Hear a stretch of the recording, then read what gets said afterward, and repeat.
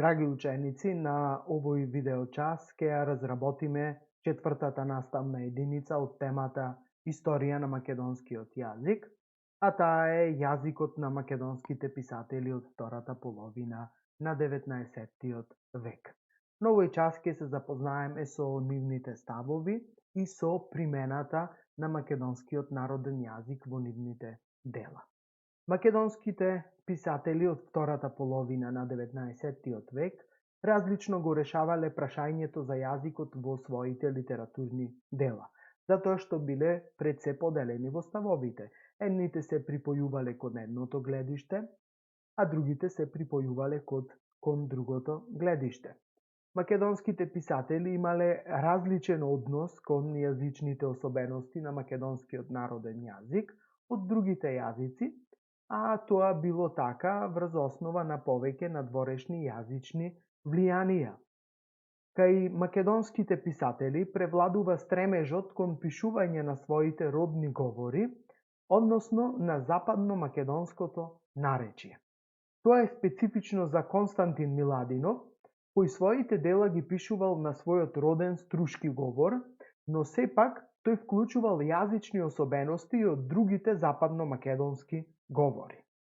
Сушност, вистинската основа на јазикот на неговите песни е јазикот на македонската народна поезија. Тој го употребува струшкиот говор и особеностите од западното македонско наречие, токму во предговорот на зборникот на народни песни. Рајко Жинзифов пак тргнал по друг пат и тој во своите дела го употребувал моделот за еден заеднички македонско-бугарски јазик со влијание од рускиот јазик. И покрај тоа, во неговите дела сепак значајно место имаат особеностите на македонскиот народен јазик. Тоа особено доаѓа до израз во неговиот расказ Прошедба, каде диалозите се пишувани на македонски народен јазик. И Жинзифов и Миладинов имале солидно филолошко образование, стекнато на универзитетите во Русија. При тоа Константин Миладинов не се откажал од употребата на својот роден струшки говор и никој не успеал да го разубеди во однос на погледите за јазикот.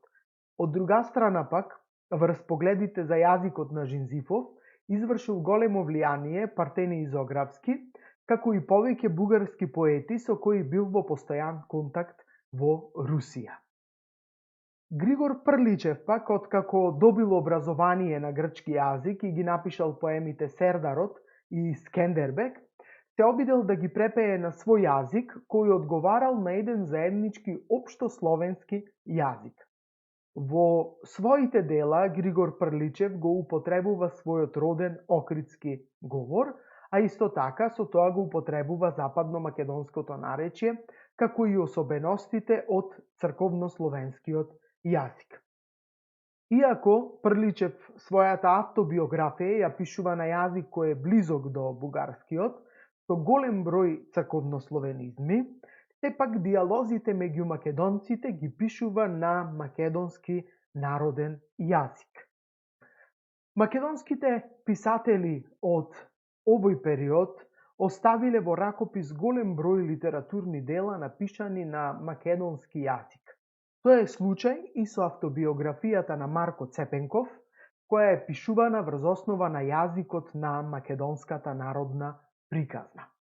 Сепак да резимираме дека во втората половина на 19-тиот век македонските преродбеници преку своите текстови практично ја насочуваат дијалектната основа на македонскиот литературен јазик.